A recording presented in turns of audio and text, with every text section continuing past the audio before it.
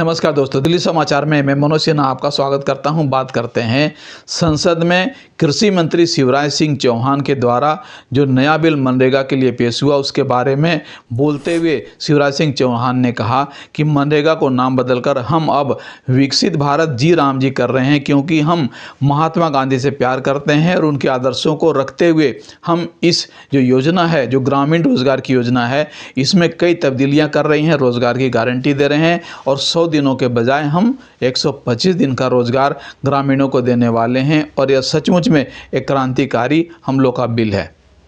अपने टर्म में प्रियंका गांधी ने साफ कहा कि मनरेगा का नाम बदलने की जो सनक इन्हें चढ़ी है उसका कोई फ़ायदा देशवासियों को नहीं मिलने जा रहा है, क्योंकि मनरेगा की जो कल्पना थी वो ग्रामीण क्षेत्रों में रोजगार सृजन की थी और इससे 100 दिनों की रोजगार की गारंटी हम लोग गांव के लोगों को देते थे।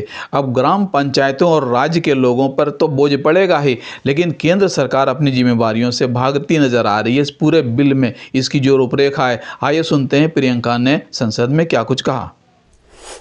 आदरणीय अध्यक्ष महोदय जी, मैं नियम 72(1) के तहत इस विधेयक को पुनर्स्थापित करने पर अपनी सख्त आपत्ति दर्ज करना चाहती हूं। महात्मा गांधी ग्रामीण रोजगार गारंटी कानून पिछले 20 सालों से ग्रामीण भारत को रोजगार देने में और ग्रामीण अर्थव्यवस्था को मजबूत बनाने में सक्षम रहा है। ये एक इतना क्रांतिकारी कानून है कि जब इसको बनाया गया तो सदन के सभी राजनीतिक दलों ने इससे पूरी सहमति दी।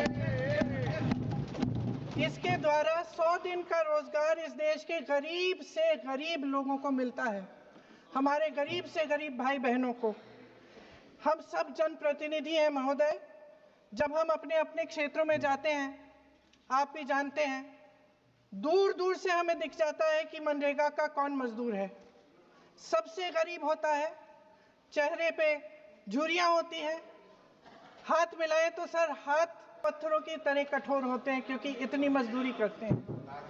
तो सर, मेरा जो इस बिल पर ऑब्जेक्शन है, सर ये जो कानून है इसके तहत हमारे गरीब भाई बहनों को जो रोजगार की कानूनी गारंटी मिलती है, जो अधिकार मिलता है, वह इस योजना में मांग के आधार पर संचालित होता है। मतलब जहां जहां रोजगार की मांग है वहां इस योजना द्वारा 100 दिनों का रोजगार देना अनिवार्य है। इसके साथ साथ केंद्र से इसके लिए जो पूंजी जाती है वो भी मांग पर आधारित होती है।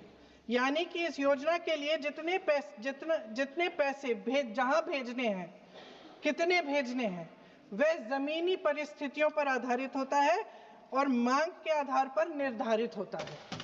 सर, इस विधेयक की अनुसूची 1 में उपनियम 4(1) और 4(2) द्वारा केंद्र को इजाजत दी गई है कि वह पहले से ही निर्धारित कर लें कि कितनी पूंजी कहां भेजी जाएगी।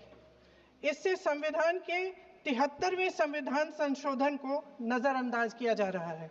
महोदय, इसके जरिए ग्राम सभाओं को इस योजना की मांग की जमीनी परिस्थितियों के आधार पर तय करने का पूरा अधिकार दिया जाता था।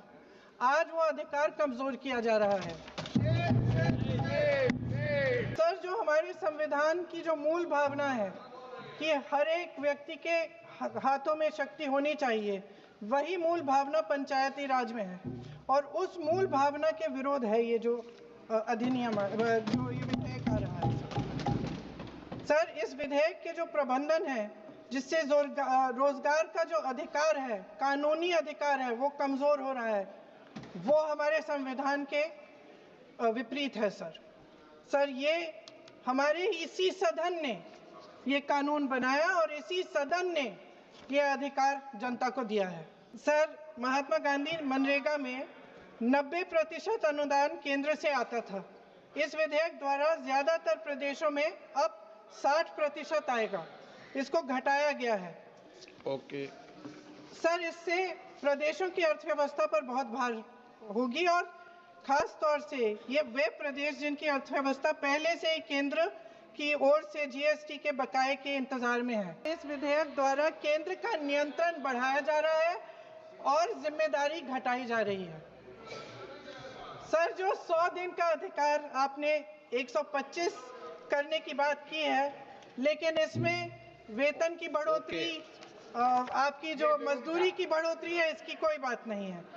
माननीय सदस्यों, सर ये सही बात है कि अभी तक जो बकाया है वो ही पूरा नहीं हुआ है। आखिरी बात ये है सर कि हर योजना का नाम बदलने की जो सनक है ये समझ में नहीं आती है।